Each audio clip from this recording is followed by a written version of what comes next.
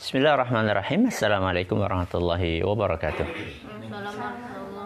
Alhamdulillahirrahmanirrahim. Wassalatu wassalamu ala nabiyina Muhammadin wa ala alihi wa sahbihi ajma'in wa ba'd. Anak-anakku yang habis cintai, para pendengar, para pemirsa yang mudah-mudahan semuanya senantiasa dirahmati oleh Allah Azza wa Jalla. Alhamdulillah kita masih bersama dengan mutiara nasihat-nasihat yang disampaikan oleh para ulama salaf kita untuk generasi muda. Kali ini kita akan memasuki wasiat yang ke-6. Halaman berapa di situ? Halaman berapa, Nak? 20. Hah? 20? Bukan. 30. Masih ingat wasiat yang kelima apa intinya?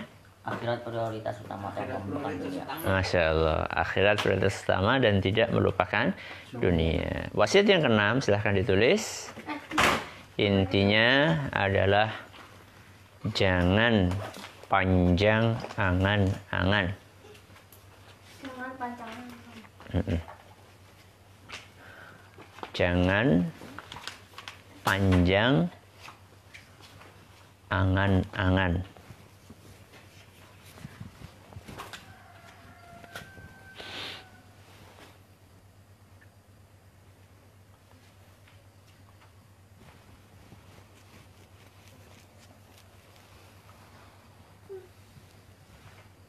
Terus Apa, Mas Anjas? jangan panjang angan-angan. Jangan panjang angan-angan. Ya. Apa maksudnya? Angan-angan siapa? Cita-cita. Cita-cita, keinginan, harapan. Ya. Panjang. Apa artinya panjang, Gus? Dua. Panjangnya nggak pendek. Ya. Mari kita dengarkan apa maksud dari nasihat ini dengan mengkaji apa yang dipaparkan oleh Syekh Abdul Razak Al-Badr. Silahkan dibaca, Mas Anjasyah. Wasiat ke-6. Wasiat ke-6. Di antara yang diwasiatkan para salaf kepada para pemuda adalah riwayat yang berasal dari Uqbah bin Abi Hakim. Beliau berkata, kami pernah duduk di majelis Aun bin Abdillah. Lalu beliau berkata kepada kami, Ma'syarus syabab, qad ra'ayna syabab yamutuna fama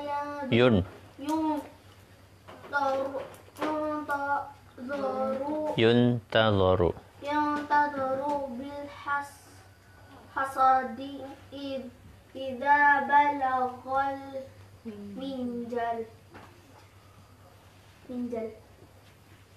Terus Lanjut. para pemuda, sungguh kami telah melihat usia muda telah wafat. Apa yang bisa dinanti apabila panen telah sampai ke penggilingan, sembari beliau mengusap jenggotnya. Maksud beliau rahimahullah adalah siapa yang telah mencapai usia tersebut, maka dia tiba waktunya untuk dipanen karena tanaman apabila disempurnakan apabila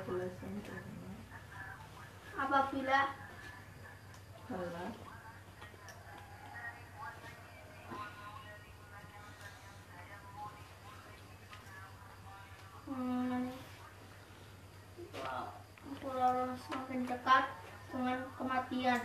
Hal ini beliau sampaikan kepada para pemuda yang hadir di majelis beliau untuk mengingat-ingat mereka agar jangan sampai tertipu dengan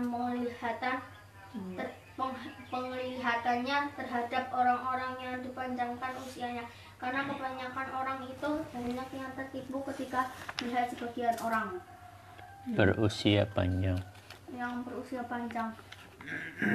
dan mengira ia pun akan mencapai usia sama. Akhirnya ia pun banyak meremehkan urusan, menunda-nunda dan mengakhirkannya.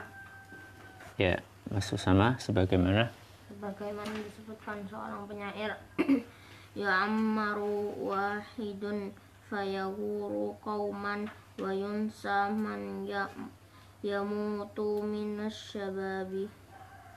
Ada seorang yang panjang usianya lalu memperdaya banyak orang, dilupakan orang yang mati di usia mudanya.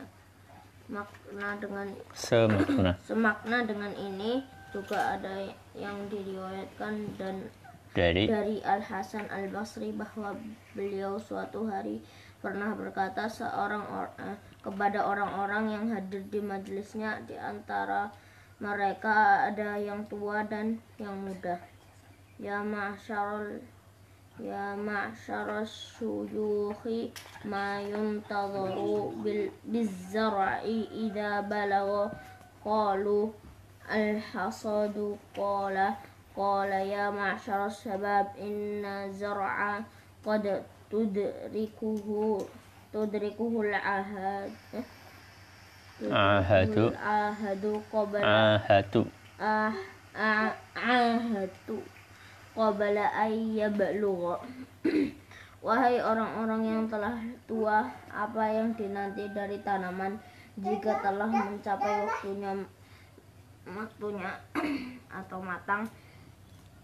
Mereka menjawab, dipanen. Beliau berkata kembali, wahai para pemuda, sesungguhnya terkadang ada tanaman yang mengalami kerusakan sebelum mencapai waktunya panen. Ya, bagus. Anak-anakku, ini nasihat disampaikan oleh seorang ulama. Ada yang tahu namanya siapa? Bukan. Bukan. Wasiat ke-6, wasiatnya siapa? Bukan, bagus. Aun. Siapa? Imam Aun bin Abdillah. Jadi sedang mendengarkan nasihatnya seorang ulama namanya Aun bin Abdillah. Jadi beliau dan juga nasihat yang disampaikan oleh Imam Al Hasan Al Basri itu mirip. Ya. Nasihatnya mirip. Apa miripnya? Sama-sama memberikan perumpamaan dengan tumbuhan, ya, dengan tetumbuhan. Ya. Apa itu? Tetumbuhan ketika sudah akan panen. Kalau padi sudah warnanya kuning, itu artinya padinya sudah tua atau masih muda? Sudah tua. Kalau sudah tua, berarti tinggal diapakan? Panen. Ada nggak padi yang tidak sampai menguning tapi sudah mati? Banyak. Karena apa? Hama. Selain hama apalagi angin. Selain angin apa? Kemarau musim. Tikus, banjir, paceklik. Paceklik itu kemarau panjang. Jadi beliau ingin menyampaikan kepada kita bahwa orang yang masih muda itu jangan berpikir bahwa dia itu pasti usianya sampai tua. Sebagaimana padi belum tentu berumur sampai menguning. Ya. Kenapa padi belum tentu sampai menguning? Jawabannya karena ya sudah kita sampaikan tadi. Karena yang namanya padi itu bisa mengalami ya hal-hal yang bencana, hama dan seterusnya. Ya. Sehingga di sini beliau menyampaikan, Syekh Abdul Razak, jangan tertipu dengan adanya orang yang umurnya panjang. Ketika kita melihat kakek kita, nenek kita usianya sampai 60 tahun, 70 tahun, 100 tahun bahkan, jangan dipikir kita itu pasti akan sama dengan itu. Itu inti dari nasihat yang disampaikan oleh Imam Aun bin Abdillah. Karena usia itu rahasia dari Allah. Abi sering menyampaikan contoh kayak gini. Buah kelapa. Apa? Buah kelapa. Yang jatuh dari pohonnya, apakah hanya buah yang sudah tua? Belum tentu. Belum tentu. Ada nggak yang masih muda Banyak. jatuh dari pohonnya? Banyak. Contohnya? Degan. Apa? Degan, kelapa muda. Padahal itu belum tua. Bahkan di bawahnya degan yang masih apa? Kecil segini. Apa bahasa Jawanya? Bluluk. Ya, aku belum kenal bluluk. Dulu kita tuh mainannya pakai bluluk, nak. Gangsing itu, nak, bukan seng yang kalian beli itu, Kak. Bluluk, pakai bluluk. Ya, itu apa? Kasih kalau nggak paku ya biting itu apa? Lidi. Ya. Kemudian diikat pakai karet. Terus seng. Itu jatuh itu, bluluk itu jatuh. Padahal dia masih muda, bahkan masih kecil. Itu perumpamaan yang mudah sekali untuk kita cerna. Bahwa yang namanya mati itu nggak mesti nunggu apa? Tua. Ada nggak bayi yang mati? Banyak. Seusia kalian yang meninggal ada? Banyak. Pemuda banyak. Ya. Terus kenapa kalau kita sudah mengetahui bahwa mati itu tidak melihat usia, mari kita dengarkan nasihatnya. Karena itulah, Mas Lukasya,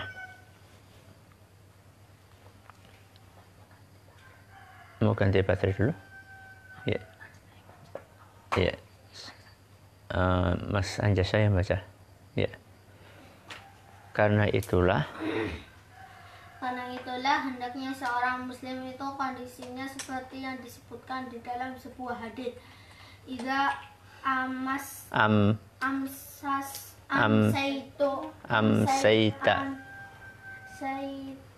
falatan tadhiris sobaha wa idza asbahta falatan diril diril masa'a. Diulangi lagi, coba diulangi lagi. Idza amsayta falatan tadhiris sobaha wa idza asbahta falatan tadhiril masa'a. Apabila kau berada di waktu sore, janganlah menunggu waktu pagi. Dan jika kau berada di waktu pagi, janganlah menunggu waktu sore. Nah, ini nasihat yang disampaikan oleh Nabi kita Muhammad sallallahu alaihi wasallam. Dan ini seingat Abi adalah perkataannya Ibnu Umar radhiyallahu anhuma ketika beliau menyampaikan hadis Nabi sallallahu alaihi wasallam. Apa nasihatnya? Idza amsayta fala tantadhiris sabah.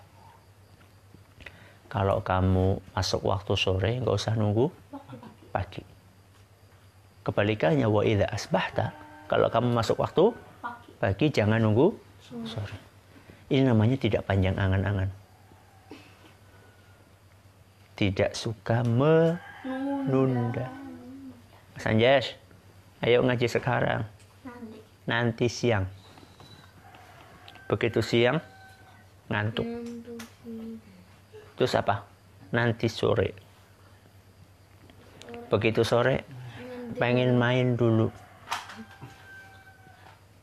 Kapan, Jas? Malam. Begitu malam, ngantuk.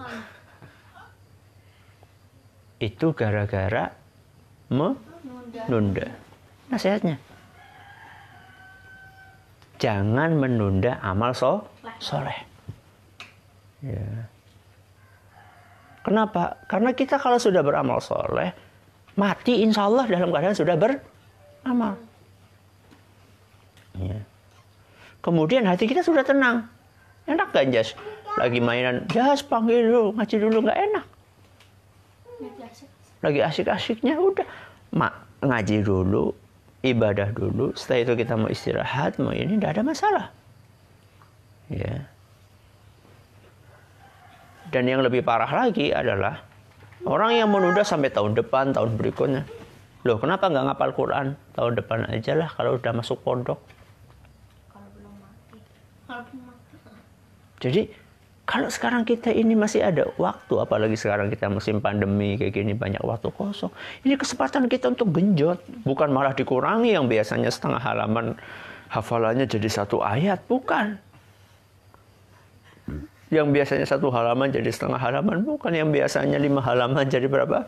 1 halaman, bukan. Ini waktu kosong. Ya. Karena kita tidak tahu usia kita sampai kapan. Ya. Jadi ketika nanti misalnya nih, ya Mas Usama atau Mas Anjasah, aku ngapalnya nanti aja lah. Kalau sudah masuk pondok misalnya. Loh, ketika kamu masuk pondok anak-anakku, itu lebih banyak pelajaran di sana. Pelajaran ini, pelajaran itu, pelajaran ini. Mendingan sekarang ini waktu kosong. Ya. Nanti kalau sudah masuk pondok, sudah punya hafalan, setelah itu tinggal mengkaji pelajaran-pelajaran yang lain. Ini cuma murojaah aja.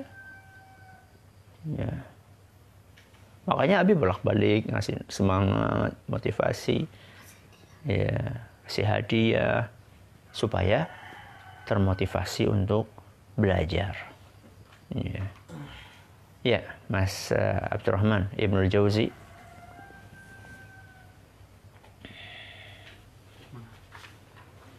Ibnul Jauzi rahimahullah berkata, yajibu ala man la yadri mata yabghatuhul mautu ay yakuna musta'iddan wa la yahtarra bisyababi was-sihhati fa inna aqalla man yamutu al-ashyakh wa akthar man yamutu asy-syubban falihada yanduru man yakbur. Wajib bagi setiap orang yang tidak mengetahui kapan datangnya kematian secara tiba-tiba untuk mempersiapkan diri. Janganlah dia terberdaya dengan usia muda dan kesehatan, karena sungguh betapa sedikitnya orang tua yang meninggal, namun betapa banyaknya para pemuda yang meninggal. Karena itulah orang yang berusia tua itu langka. Buktinya, apabila Anda memperhatikan para kawanan, niscaya Anda dapati orang-orang yang panjang usianya tua itu sedikit, dan yang paling banyak meninggal itu adalah di fase usia muda atau anak-anak. Sekarang perhatikan aja ke kanan kiri kita, lebih banyak kakek-kakek, nenek-nenek, atau yang masih muda? Lebih banyak mana? Muda. Berarti yang sampai tua itu nggak banyak. Ini yang disampaikan oleh siapa? Imam Ibnul Jauzi. Rata-rata yang mati itu yang muda-muda. Perbandingannya loh. Ya. Lansia, sekarang coba perhatikan lansia. Dalam satu rumah lansianya berapa? Satu. Yang muda-muda berapa? Banyak. Ya. Berarti yang sampai tua itu nggak banyak. Ya. Maka jangan menunda. Yang ada nanti adalah menyesal. Menyesal di dunia lebih mending daripada menyesal di akhirat. Loh, anak-anakku, orang yang ibadahnya rajin saja nanti di akhirat nyesel. Yang ibadahnya banyak saja di akhirat nanti apa? Nyesel. Nyesel kenapa? Kurang banyak. Karena dia melihat ada orang lain yang lebih tinggi derajat surga. Apalagi yang ibadahnya sedikit. Yang banyak ngaji saja nyesel, kenapa saya nggak lebih banyak lagi? Nah itu teman saya derajatnya lebih tinggi jauh. Fa inna manzilataka inda akhir ayatin taqra'u biha. Derajatmu di surga itu adalah sesuai dengan ayat terakhir yang kamu baca. Sebanyak itu ayat yang kamu baca, setinggi itu derajatmu di surga. Berarti kalau kita cuma baca sehari 1 ayat, derajatnya cuma segitu aja. Tapi yang sehari 100 ayat. Siapa kemarin ulama yang sampai berapa? 1000 ayat. Itu derajatnya nanti kita cuma bisa menggigit jari. Melongo kita. Ya Allah. Kenapa? Ya sudah lewat. Kenapa saya nggak gini? Kenapa? Udah lewat, itu sudah selesai. Harusnya menyesal itu sekarang. Makanya anak-anakku, kalau kalian baca Al-Quran, kalian beribadah, jangan lihat yang di bawah. Jadi kalau misalnya, kamu kenapa sih kok hafalannya cuma 1 ayat? Aku masih mending. Itu nggak ngapalin. Jangan gitu. Kalau kenapa sih kamu 1 ayat? Iya ya, itu temanku bisa 2 ayat.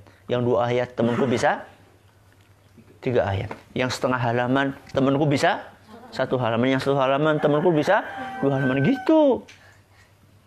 Sholat tahajud, wah 21 aja dah. 21, maksudnya 3, bukan 21. Masih mending tahajud. Enggak, lihat yang sholat tahajudnya 83 misalnya. Seperti itu. Jadi intinya apa? Jangan panjang angan-angan. Makanya begitu ada waktu untuk belajar, untuk beribadah, segera lakukan. Setelah itu mau istirahat, tidak ada masalah. Baik, bisa dipahami? Paham tuh? Paham tuh? Barakallahu fiik. Mari kita tutup dengan membaca doa kafaratul majlis. Subhanakallahumma wa bihamdika asyhadu an la ilaha illa anta astaghfiruka wa atubu ilaik. Assalamualaikum warahmatullahi wabarakatuh.